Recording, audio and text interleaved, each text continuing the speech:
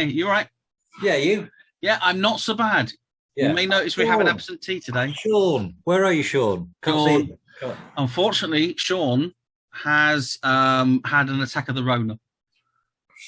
Nasty. Yes, I know we both had it in the past. You had it recently, and I know you were able to do a recording whilst Rona'd up to the max. Yeah. But he's also started writing during his isolation. He's also started writing a novel. And the man is just a machine. He really is. So he is feeling it a bit. He's just too tired to come on tonight, so that's why he's not here tonight. But he is around about. He started writing Saturday, I think, and he's like 15,000 words in. Bloody hell! Yeah, man's a machine. So yeah, doesn't necessarily mean they're all good words, but he is 15,000 words into it. I'm just so bloody jealous. Yeah. Yes. And it's that one, it's been discussed. We're not going to mention the title now because it's going to be a surprise to the listener who will be required to buy the book when it comes out, because I'm sure he will. It will definitely get published once he's sort of like done all the drafts and all that kind of stuff. So, he's keeping himself amused whilst he's under the weather. But get well soon, Sean. Get well, yes. Yeah. Although I will say, by the time this is uploaded, he will probably have recovered from it and there'll be a new strain out there. I still think this is like live TV. I keep forgetting that this is now perpetuity, isn't it? It's like in 20 years' time, people will still be able to watch this for the first time. And I find that a bit of a bizarre thing. Yeah, that's a creepy thought, isn't it? So when I say, see you next week, and then someone watches it the next day, it's really weird. It's... Yeah, and the thing is, one of us could be dead by the time somebody's watching this. So, and then that's when you go like that, and you go, and these will be worth a lot more when one of us is died. So it will go up in value. So buy them now; it's an investment. Because look at me, I'm not really going to last that long, I'm sure. Right? Yeah. So an investment be worth a lot of money. Yeah. Definitely. There you go. That's a sales chip. Anyway. Right, I'm going to ask Ash, what have we been reading this week? What have we been reading? I'm glad you asked. We have been reading The Striding Place by Gertrude Atherton. It's a short story about Weigel, an English aristocrat from Yorkshire, pondering the loss of his missing friend, Wyatt Gifford. Majority of the short story involves Weigel reminiscing on his time with his dear friend, which is implied he loved more than anything. When going on a late-night walk, Weigel recalls him and Gifford's conversation about the connection between the body and the soul. Interrupted, he comes across an extremely narrow and dangerous body of water, also known as a stride. There he finds a hand which he immediately recognises to be that of Gifford's. In an attempt to save his friend, he grabs onto the hand and it grabs back. However, it's pulled back into the water. The story ends with Weigel almost losing his life, but inevitably finding his friend's lifeless body and turning it over to reveal that there is no face. Ooh. What did you think to it? I loved it. Really, really enjoyed it. I found it easier to read than listen to. Funny enough, the way that it's written is quite jagged, and when you're hearing other people read it, it was a bit disorientating at times to try and listen to it. But once I started reading it, I really got into it. I really liked it. Yeah, that opening's pretty clunky, isn't it? Yeah. With sort of like what have we got on there? Weigel, continental and detached, tired early of grouse shooting. To stand propped against it's like a weather report from BBC World Service. Yeah, it's got an awful lot, and also Weigel is not doing a lot to make me warm to him as a character. He's tired of grouse shooting. You're tired of murdering innocent butchers, you miserable bastard. Just a nasty hunter man, a little bit upset.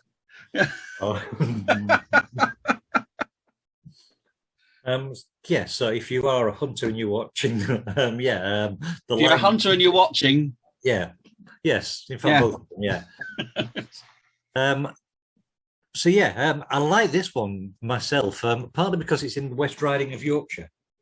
Yes, and the actual stride itself, because I got fascinated by it being a real place. Yeah. And it is a place that has taken a large number of lives. Yeah, so it's almost as though this is based on a true story. Yeah. Or based on circumstances that could have been true, yeah. Or definitely inspired by it. I mean, one of the stories I read is a married couple on their honeymoon got swept away at the stride. Well, so there are that many tales about it that I can see how that is completely the inspiration, and also when you get the description of it, isn't it? It feels like, I think the reason it takes so many lives because it's really fast running. It's a narrowing of the river, yeah, and it's so narrow that you can kind of hop across it, or you think you can. But of course, all slippy stones and spit and fast-moving water, one tiny slip and you're gone. Yeah, I mean, when you're saying you can almost step over it, it's almost as though you could stride over it, yeah? Yes. But it's spelt stride in the story, S-T-R-I-D, no E on the end, is there? Well, hang on a second. Let me have a look. I've got a copy of it here on technology. Oh, yeah, that was a nice bit. Yeah, striding. So it was known as a striding, isn't it? Yeah, or we've just got sort of like S-T-R-I-D, trust me. Yeah. Trust me, yeah. Strid. Yeah. Which, yeah, we would say strid, but it's pronounced stride by the... And I'm wondering if this is a contraction somewhere from West Riding. Well, as soon as he said strid, how Yorkshire does that sound? Yes, it does. Doesn't it? Yeah.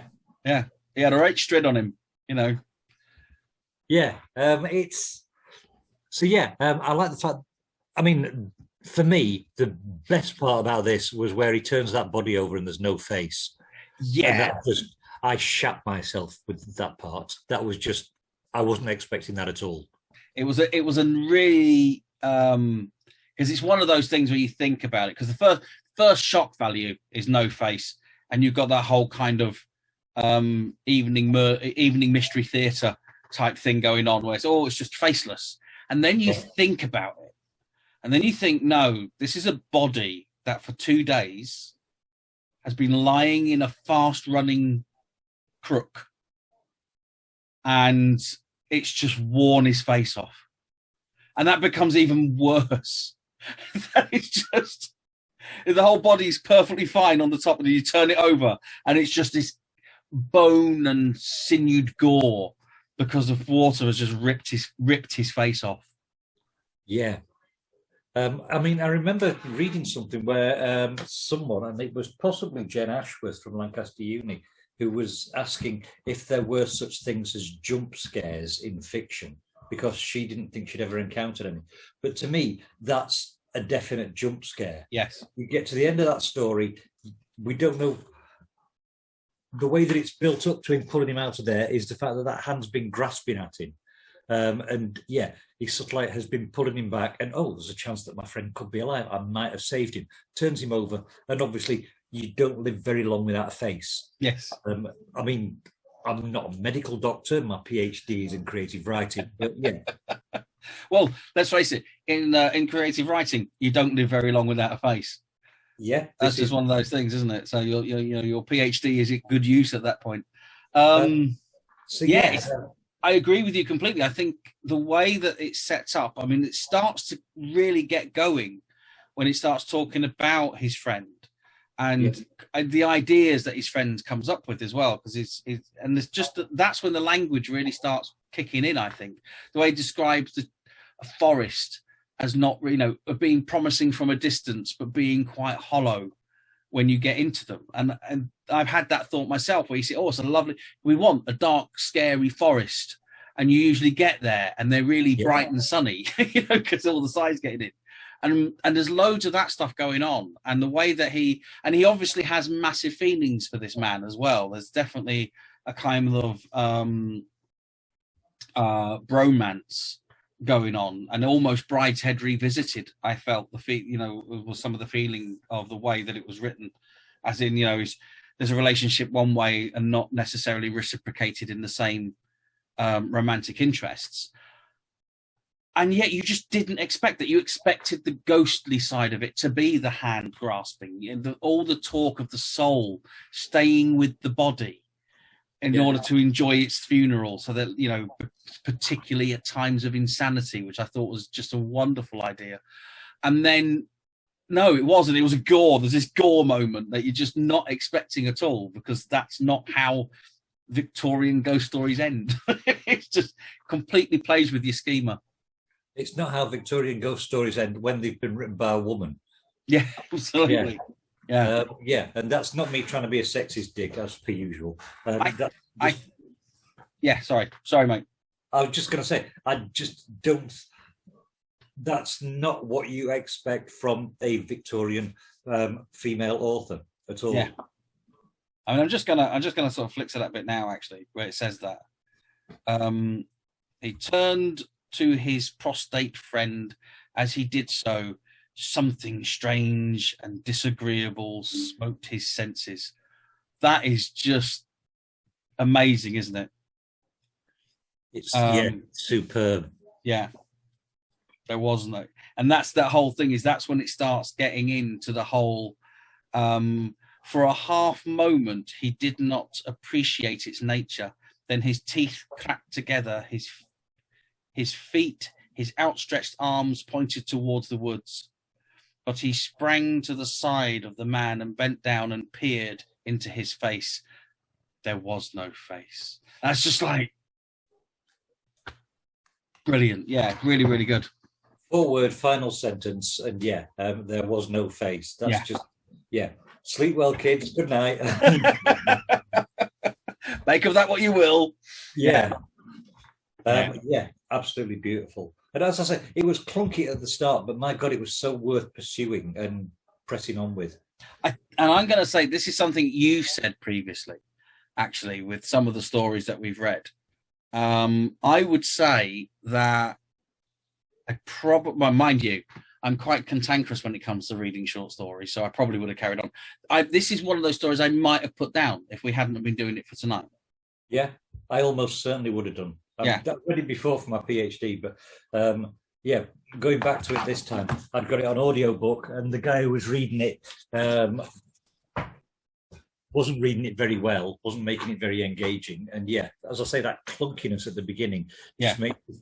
I think I was about 10 minutes into it. It's only a 15-minute story, and part of me was thinking, what the fuck is going on here? I just lost track. I found out I had 3 different narrators for it, 2 which are 15 minutes, and then I did one that was 23. I thought, let's see if someone slows it down a little bit. God, no. Oh my God, it was interminable. Awful to try and read it slowly, but you try and think, how do you read that out loud? It's it's very much on a page, isn't it? Yeah, very much a page story.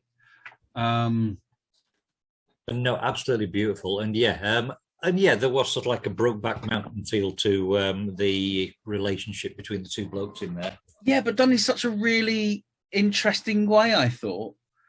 Yeah,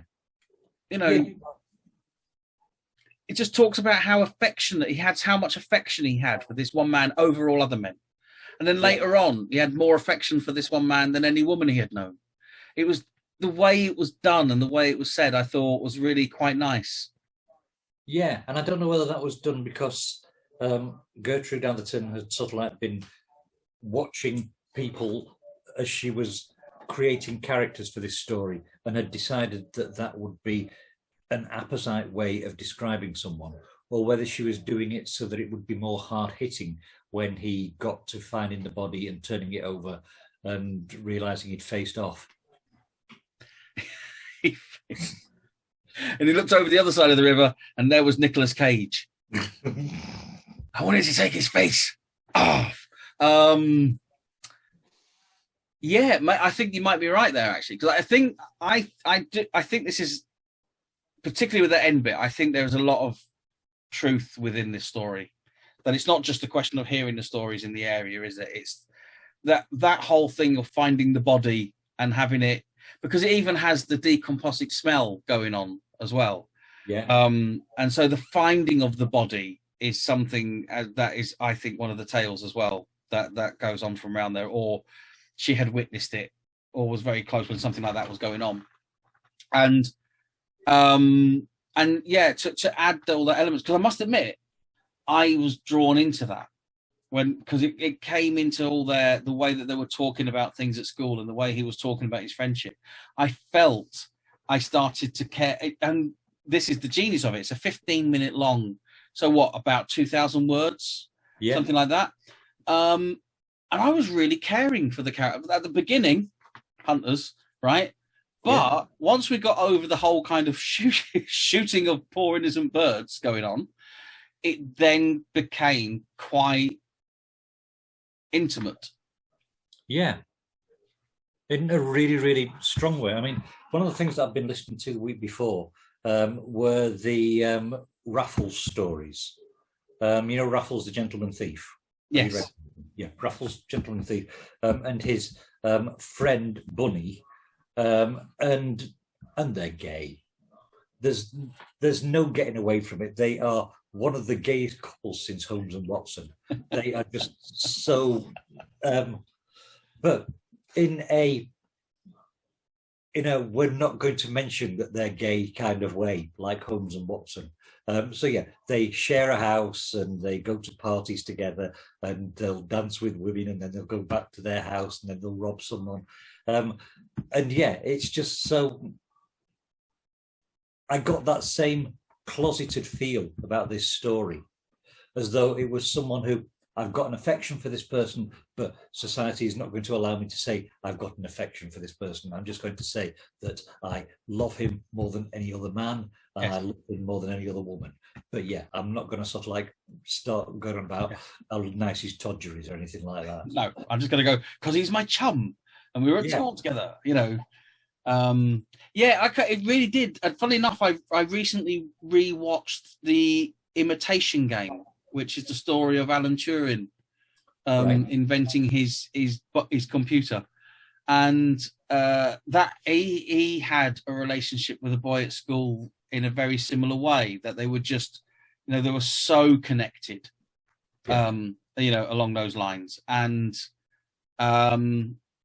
he, for anyone who hasn't seen the film, fingers in ears, but he died. And there's that moment where Turing's being told, and he's only a kid, and he's trying to do that. I didn't really know him that well. You know, we're inside, he is completely breaking.